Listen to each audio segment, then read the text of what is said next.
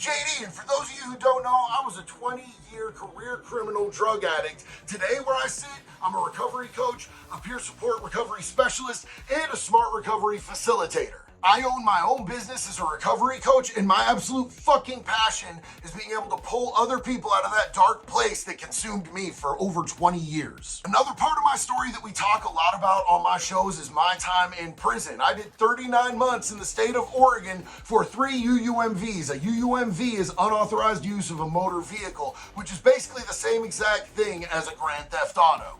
One thing that an ice-cold old-timer told me in prison that stuck with me is to do everything based on risk versus reward. If that reward is not big enough to take that risk, you walk the fuck away. And when I thought about the crimes that I had been doing with stealing cars, it didn't fucking add up. So when I got out of prison, I decided that it was time for a new hustle, and I started selling dope. And it turns out I was like incredibly fucking good at it, man. My flips were always correct. I was always on time with the motherfucking money. I did consistent, solid business, so everybody fucking liked doing business with me on the back end and the fucking front end.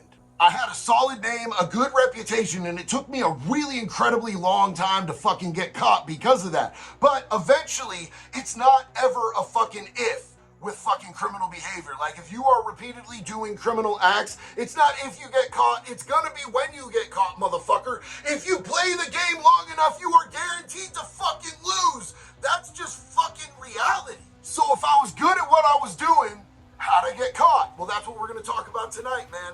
I got caught through a controlled buy. And for those of you who don't know what a controlled buy is, because it sounds a little weird, right? Like it's not a Walmart purchase. A controlled buy is where someone comes and does a buy of illegal shit from you while they have some sort of a recording device on. It can be like a video camera that's hidden. It can be audio, like whatever way that law enforcement agency thinks it's best that they fucking get that buy recorded, that's what they're gonna fucking use. And they're sneaky little bitches sometimes. I have actually seen dudes from the Daytona Beach Drug Task Force down at this little spy shop that we have that sells all sorts of cool fucking gadgets and trinkets for recording. You know what I'm saying? Like video cameras and fucking glasses, video cameras and fucking car fobs, shit like that. Like shit you wouldn't really be looking for if you were just doing a quick and casual deal with somebody that you trusted. And that's another thing that I want to get into, man, is this is usually coming from somebody that you trust, at least to some extent. Somebody that you do solid business with, somebody that you've treated right, is usually the person that fucking gets you right in the fucking ass when it comes to a controlled buy. Now, why would somebody do a controlled buy on somebody that they do good business with? That's a real ass question. Look, there's two different kinds of controlled buys. There are the type where somebody gets in trouble, like dude leaves your house with a fucking gram of dope, and the cops tell him, look, if you give us the guy that you got that from, we're gonna let you off that 10 days and year of probation and felony that you would have caught, but we're just gonna need you to buy enough for a fucking trafficking amount so that he does 30 years in fucking prison. And dudes, almost every time, categorically, it seems like, will just go, okay. Too much goddamn bitch in they blood. The other type of prevalent controlled buy is by actual certified paid controlled informants. I've heard of these motherfuckers. I've never actually encountered one that I knew of, that I fucking knew of, and I've never been gotten by one of these motherfuckers. The dude who got me absolutely got busted with like a minute amount of fucking meth and a fucking dirty meth pipe, and they were gonna give him like a little bit of fucking probation, and he was like, oh wait, I'll give you JD. Which fucking sucks, man, because honestly, like, I truly cared about this fucking dude. I bent over backwards to help this dude multiple times, and we had some static because he pulled some slick ass shit on me, but we're gonna get into all of that right now. Let's fucking go!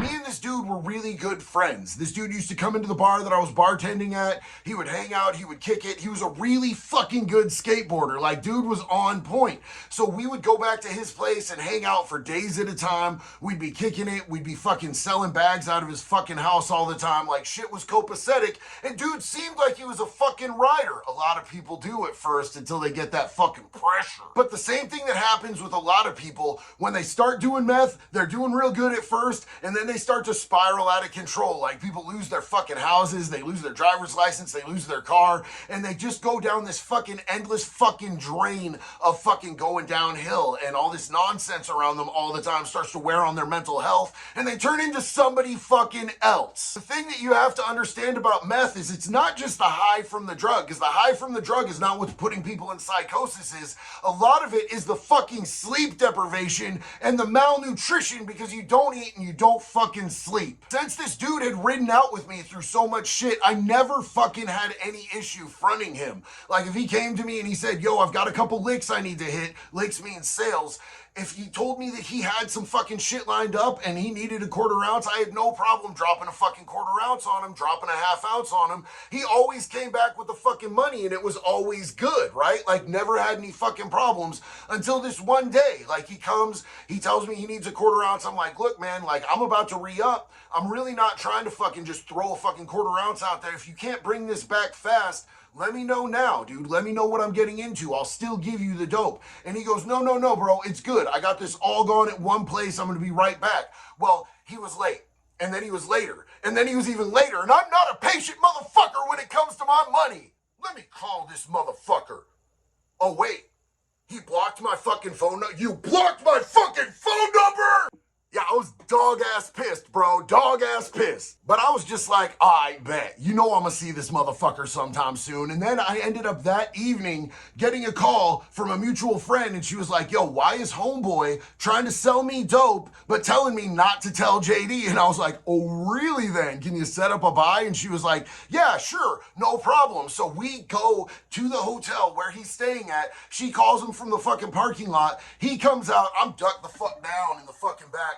I jump out and immediately clap him upside his fucking head and knocked him out of one of his fucking shoes with an open hand slap. He's on the fucking pavement and he's like, JD, it's not like that. I'm like, bitch, this is exactly what time it is. I slap him 2 or 3 more times, right? And he's just coming out his fucking pockets with money and fucking dope. And he's like, I'm super sorry. And I'm like, bro, there's like 13 fucking dollars here. But yo, I've got this dude on the pavement in public. There's people fucking staring at us and I'm slapping him. And I'm like, yo, I need to get the fuck on. So I'm like, bitch, you never talk to me again. We're fucking done, right? Well, amazingly enough, who do I hear from 2 days later? Same dude, and now he wants a fucking half ounce. But he still owes me for that fucking quarter ounce, right? And I want my money back. I all the way want my money. If there's a fucking dollar owed to me, I want to collect that motherfucking money, whether I want to see the person or not. Like, money was my fucking shit back then. I cared about it more than I cared about most things because I was a drug addict and a criminal, and that's what we care about is drugs and money. So I'm playing it cool. I'm like, yo, bro, it's all good. Just come on, slide through my hotel. I gave him the hotel room number, fucking had him come through, right? It took him a really long time, though. And here's the fucked up thing is like I started seeing red flags. Dope fiends, when they're fiending and they need to re-up, when they call you, they seem to get there fucking quicker than a Jimmy John's sandwich on delivery, bitch. They are there fucking quick as fuck. And it took this dude hours. I'm sitting around like, is this dude sliding through or what? I gave up on it. I figured he didn't have no money or he was scared like a little bitch or something. But yo, he shows up and I'm like, all right, cool, come on in. And I grabbed him by his fucking throat. I slammed him up against the wall and I said, bro, don't you ever fucking block me on the phone when you owe me money, man. If you fucking owe me money, you don't disrespect me like that. I've never treated you like that. I treated you like a fucking homie every single step of the way. Don't ever fucking disrespect me like that. He's like, it's cool, bro. It's cool. It's cool. I'm like, nothing about this shit is cool, bro. You acting wonky as fuck. Why'd it take you so long to get here? And he gave me some sob-ass story about running out of gas or whatever. And I'm like looking at him and he's kind of shaking. And I don't know if he's shaking because I just choked him the fuck out or if he's shaking because he's doing some dirty ass shit. So I looked at him and I said, man, if you doing some control buy or some shit like that on me, bro, and I'm gonna catch fucking 30 years, I got no problem killing you and just chalking it the fuck up to self-defense, bro. I'm old as fuck, and me doing 30 years in prison means I'm just gonna fucking the first night I'm in a cell, I'm not gonna write out a 30-year fucking sentence. I'm not interested in living that type of motherfucking life. He pulled it together a little bit and he pulled out the money for the full half ounce. And I'm like, all right, dog, bet that shit up. All right, get the fuck out of my hotel room. And he's like, dude, I need the fucking dope. And I grab him by the back of the fucking head and walk him to the door. And I'm like, you're gonna see how this feels, bitch. Push him out the fucking door, fucking tell him to kick rocks. And then I blocked his fucking number, right? And I waited several hours so that he could feel what it felt like when somebody you like fuck with on a regular basis, blocks your fucking number like you're some piece of fucking trash, right? But after a few hours, my conscience started getting to me, and I'm like, you know what? I fuck with this dude. I called him the fuck back, and I told him, hey, come slide back through and get your motherfucking dope. Now, here's where I fucked up right here. I should have known, because one red flag, two red flags, the same motherfucking red flag. No, bro. Fucking watch your fucking neck, protect yourself, and don't fuck with that motherfucker. He took a long ass time to get back, bro. It was like 2 hours and 45 minutes before he showed up. A dope fiend fiending for dope does not take 2 hours and 45 minutes to get like a few miles away. It just doesn't happen, bro. They'll steal a fucking little kid's bike and they'll motor faster than shit. So I'm looking at him, trying to gauge him, trying to read him, and he's acting cool as fuck. Like, I sincerely didn't think that he was doing some fuck shit. That's how fucked off this dude had me off my radar, right? But I'm not going to give him the fucking half ounce, because I know in my head I'm thinking like, look, I'm weighing this up. In my mind, a half ounce is a trafficking charge in the state of Florida when it comes to meth. Quarter ounce is just a normal, simple sale. So he already owed me for that quarter anyway. So I break him off a quarter, hand it to him. He looks freaked out. He's like, bro, I need that whole fucking half. I'm like, well, you already owed me for a quarter ounce, bro. So that's what the fuck you get. Why don't you go break that down, sell it as tenths, come back, and bring me enough money to buy a fucking half ounce if you need a half ounce, homeboy. You were already in the hole. Then I didn't hear from him for like a while, like conspicuously a fucking while. And I figured that it was just because I was so fucking hard on him, and I almost started to feel bad. That's how fucked up I was in my head at this point about this shit. I felt bad that I was this hard on this fucking kid. But after I got busted for my fraud bust and counterfeiting bust down in Port St. Lucie, and I bonded out on that, I'm sitting in my fucking house at Daytona one Sunday, and I hear the fucking SWAT team show up. Now, these crackers didn't get me that day, because it turns out I'm very, very sneaky. But it turned out what that case that they were after me for was that fucking controlled buy.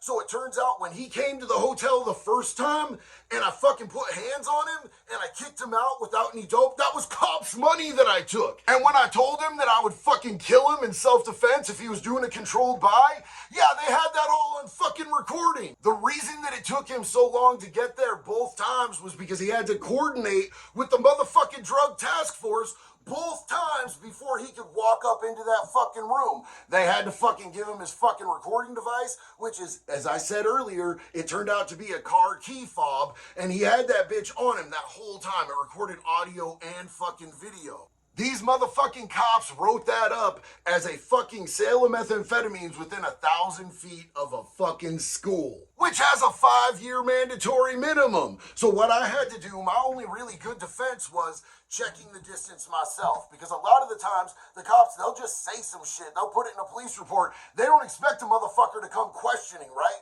So I went and I checked it on Google Maps, and it said that it was not within 1,000 feet. I ended up paying a private forensic detective I think it was $580 to go down and measure it 4 different ways scientifically, and it showed up as 1,044 feet every single fucking time. Once my lawyer was able to show the DA that fucking report, she was like, all right, cool, well, we're gonna take the 1,000 feet off, clearly, and now we're just gonna call it a simple fucking sale. There's no fucking mandatory minimum on a simple sale, and we'll wrap it up with these other charges that he's already about to fucking plead out to if he pleads guilty. It turns out that old boy did not want to fucking testify the whole time. So if I took that bitch to trial, I would have fucking won. They needed him to fucking put the nail in my fucking coffin, and he was probably going to be a no-show. He was in the wind. He left the fucking state, and they had no idea where he was. So they were willing to just kind of take what the fuck they could get at that moment. And in my opinion, that's as close to a win-win as you're going to be able to get, because they ran it what they call concurrent,